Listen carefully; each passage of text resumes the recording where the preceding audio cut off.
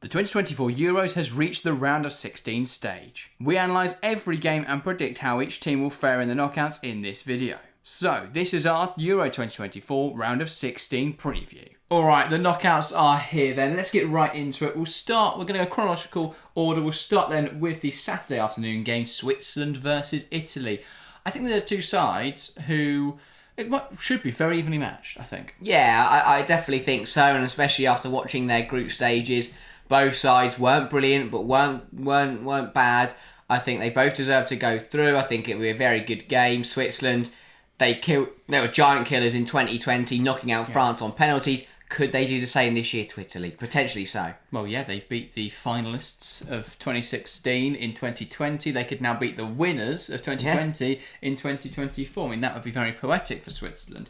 And I think that Italy in their group stage were not impressive. They showed a bit of an inability to create chances, and even the chances they did create, they couldn't really put away. They never killed the Albania game off and got away with that one there. Spain could have been a massacre, so I think they're quite fortunate that Gianluigi Donnarumma is incredible. And then obviously they got bailed out in that last minute by Zaccagni against Croatia. So, yeah, I think Italy, they didn't have a perfect group stage by any stretch of the imagination, but they will come into the knockouts knowing that similar to 2020, they have the ability to take teams on and beat them on their day. I think Switzerland's a decent tie. I thought Switzerland were very good in their opening game against Hungary, but flattered to deceive in their other games. I thought the Scotland match, they should be doing a lot better against a side of that quality. So I think they'll be disappointed with themselves in that regard. They did draw Germany and beat Hungary. No, that was very good. But the Scotland game they should have won. And they were good. Yeah, I know, but I think the way they beat Hungary and a point off Germany, it was a really good group stage. Yeah, of course. And the fact they came through second, I think a lot of people thought they would be third or fourth in that group. So, yeah, did really well in that sense. And I think they'll offer Italy a really good challenge. Yeah, definitely so. I mean, Italy, as you say, have shown that there's definitely potential for an upset. If we are to see a big shock, I look at the ties, this one could be it. And obviously the winner of this goes on to play England or Slovakia. So Switzerland, they'll be fancying, both sides will fancy themselves on this side of the draw. It'll be a big win for whoever does get it. Yeah, loose prediction there. Who's going to come out on top? I think it's hard to say. I think it'll be a very close one. Could go to extra time, could go to penalties, just because I think on paper you'd expect Italy to do well, but the way both sides have played at the tournament, I think Switzerland will fancy themselves. So I'm going to say that it will probably, I can see it go beyond the 90. Yeah, and a winner? Loose predictions, but you've given no information. I'm really trying. I'm going to go Italy, I think. On pens? Yeah. Fair enough. I will go the other way then. I think Switzerland will get it. I also think this is going to go beyond the 90. Yeah, it'll be tight. But I think Switzerland might get a goal in extra time. They might even win it on penalty. I think if it goes to penalties, though, Italy become huge favourites because of Donnarumma. Yeah. But if Switzerland can score before then obviously they'll win the game. But I'm Will Buxton now. But yeah, I think it'll be a really interesting one. Let's hop on over then to 8 o'clock. It's weird because they're on the other side of the draws, but we're going to go in time order rather than on the sides of the draws. So Germany versus Denmark, the 8 o'clock on that Saturday evening. I mean, this can be really interesting. I thought that Germany were great in their first two group games, weren't great against Switzerland, but there wasn't much at stake. There was nothing at stake there. So, yeah, they good professional job. They look a really solid side. Do you think them battering Scotland, though, has made everyone slightly overestimate them? Yeah, I do, but I still think they're a very, very good side. This is a weird one for me, because if this was 4 years ago in Euro 2020, but if this just generically, if this game was 4 years ago, then I think it'd be a very, very close game. However, Germany, they look much better. Denmark, they look like they've got progressively worse. Semi-finalists in also Euro 2020 were harshly knocked out by the Harry Kane penalty rebound in extra time, which was brilliant for us England fans, but wasn't what Denmark needed. But it was a brilliant run from them. They would do well to get to the semi-finals again this year. Germany have looked really strong, but and yes, Denmark are known as giant killers, but I think this giant might be a little bit too big. Yeah, and for the current form of Denmark, I'm worried. I do think if there's anyone that's going to suddenly show up and put on a really good performance, it is Kasper Hjulmand's Denmark side. They've done that in the past. However, they've not been good at this tournament. Germany have been incredibly strong. It's their home tournament. I only see one winner in this game. I think it will likely be Germany. I think that on the day, we talk about how good Kasper Hjulmand is as a manager, but the type of people that he can outmaster, are your Gareth Southgates of the world. He's not out-tactic out tacticking. It's not really a word. He's not being more pragmatic than Julian Nagelsmann. So for me, that difference there is negated. I think Germany will take it. Yeah. Let's move on then to the Sunday, England against Slovakia. We couldn't really ask for an easier tie, could we? In theory. And we couldn't ask for an easier side of the draw. I said that Italy and Switzerland would fancy themselves. England, the fans, and you've already seen it, our eyes light up when we see the side of the draw we're on. It is a beautiful, beautiful run. The big question I don't know is... how Southgate does this. The big question is, can Gareth Southgate get it right? Now, yes, England were not very good in the group stage, but for the last 20 minutes against Slovenia, we did see those tactical tweaks which showed promise. We saw Palmer and Gordon both on the pitch. We saw, obviously, Foden came inside as well, and we saw a more definitive shape that actually looked like the one we're proud of.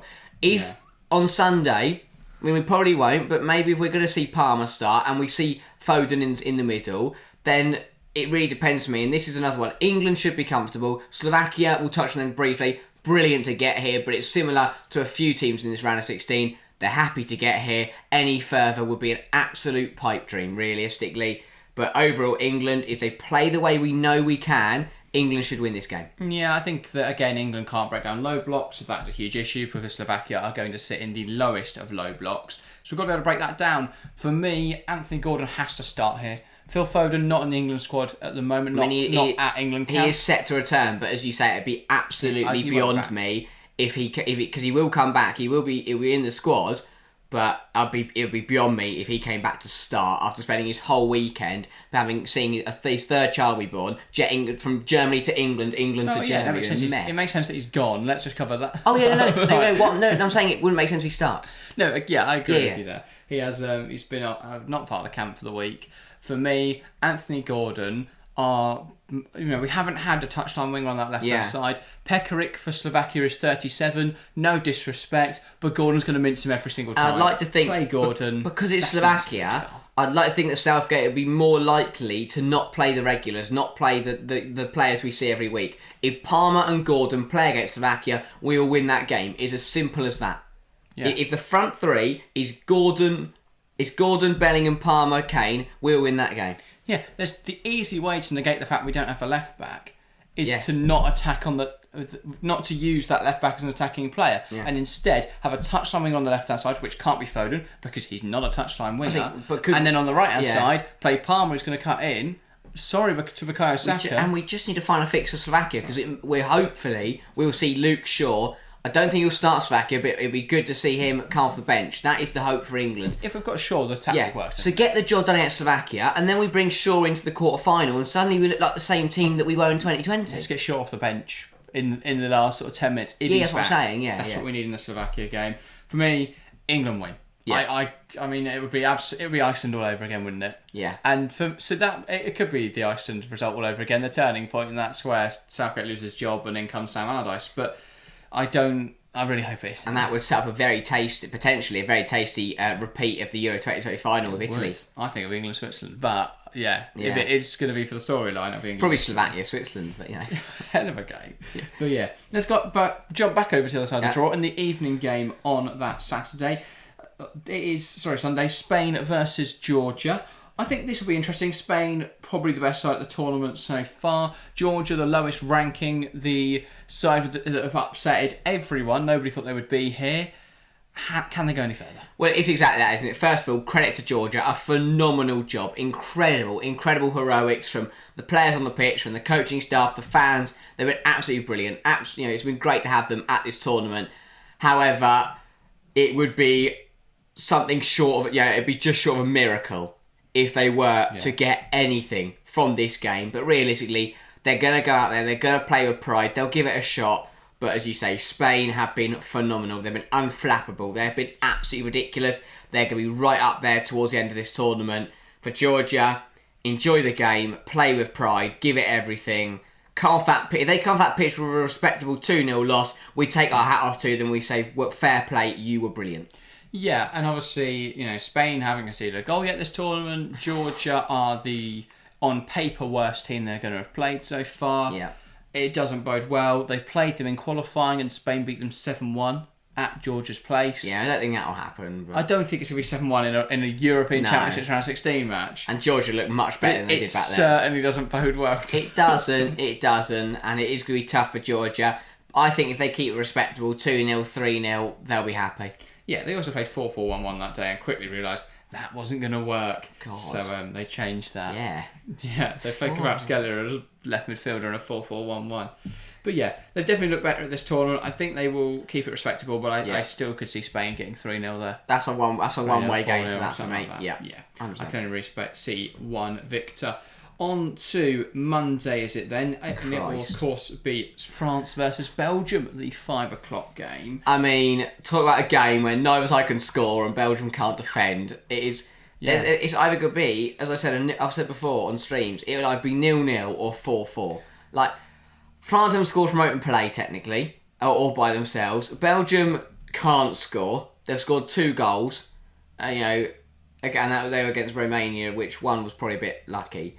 And Belgium defensively have been an absolute shambles. Wout-Face can't defend. We knew that. We're learning it again. Vian Vertonghen is way past it. And the other option is De Bast, who proved that he is not very good against Slovakia, and he hasn't played since, which says it all.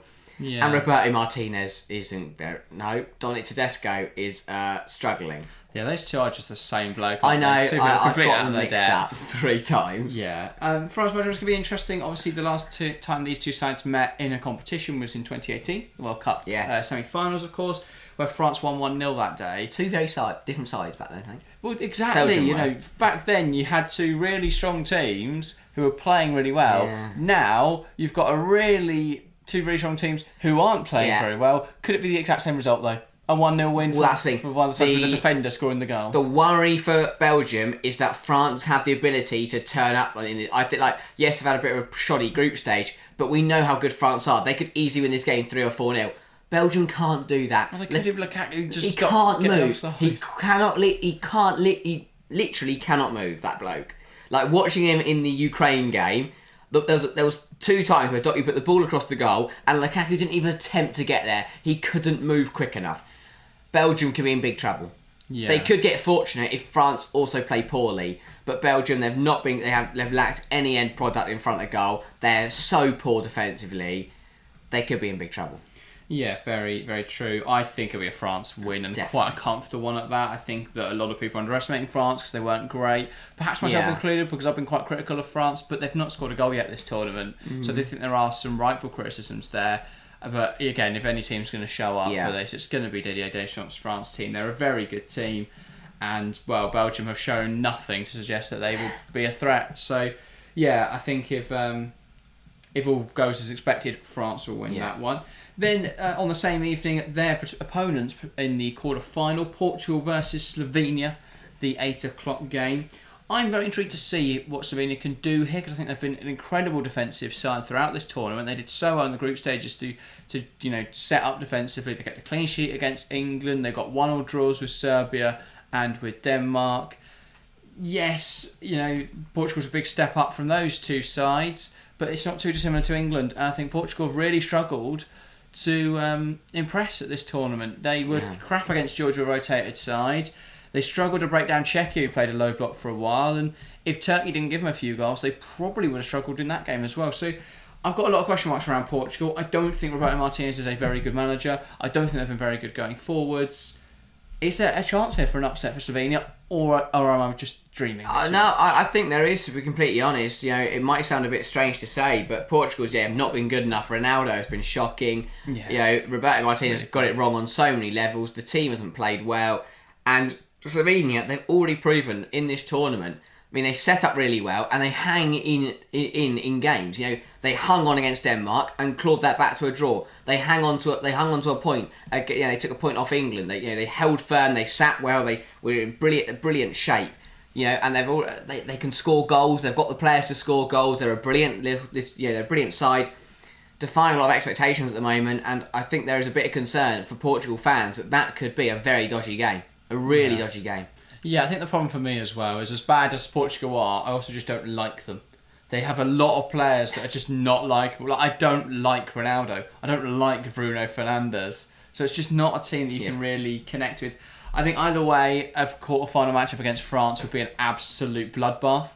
So, or an incredible game of football. That could be a 3-3 type game. Or it could be Belgium. Or it could be Belgium, which is just going to be awful. Ronaldo and Lukaku just exchanging missed chances. Portugal should have enough here, but I think I can see Slovenia taking it beyond the 90 and then quality prevailing in extra time.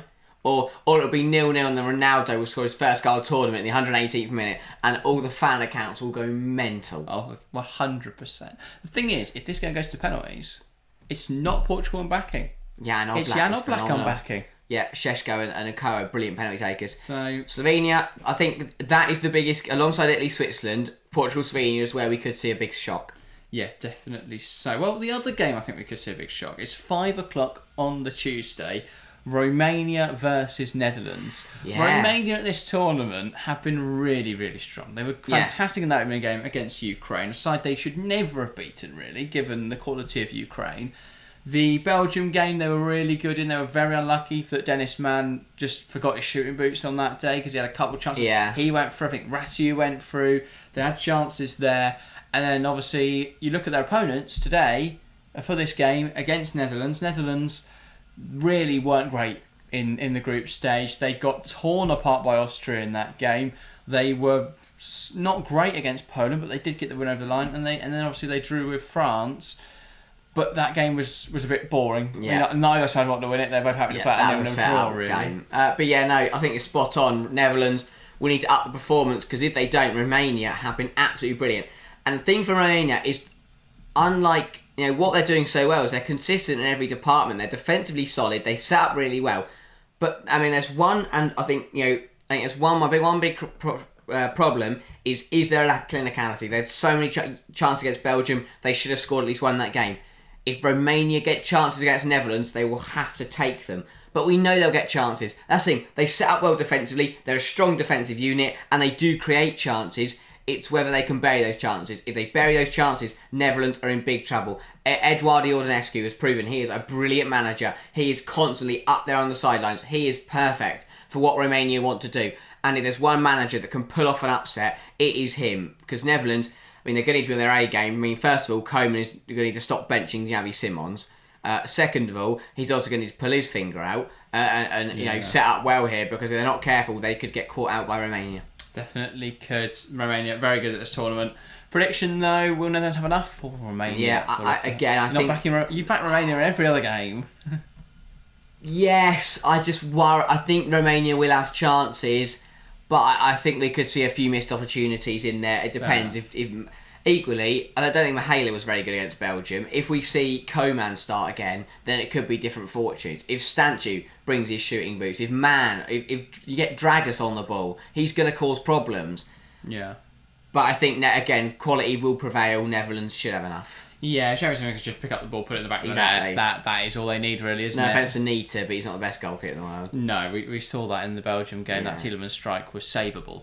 But yeah, I do have some fears about Romania in that game. But I think it's an interesting one. I think they could beat Netherlands, but I do think Netherlands will win. Yeah. And then, what I think could arguably be the most interesting round 16 game to finish off, Austria versus Turkey. For me, Austria have been the best team at this tournament bar Spain and maybe Germany.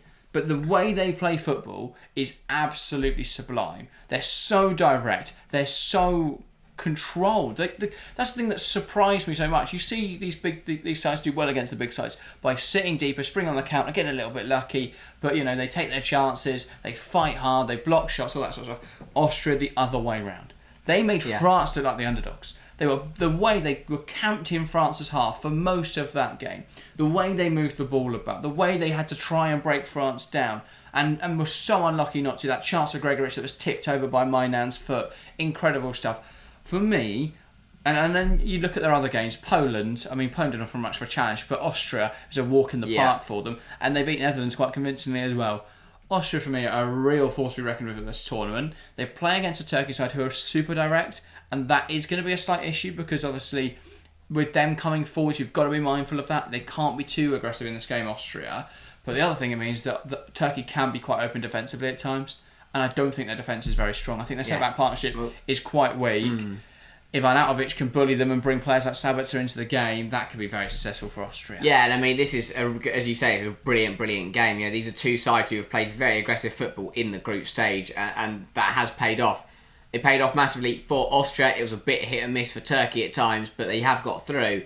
They might tone it down a bit. I think Turkey definitely needs to just be a bit more reserved, because at times in the group stage it was a bit gun ho, and they did get caught out by that. But yeah, it's going to be a brilliant game to watch. I think it'll be a very close game.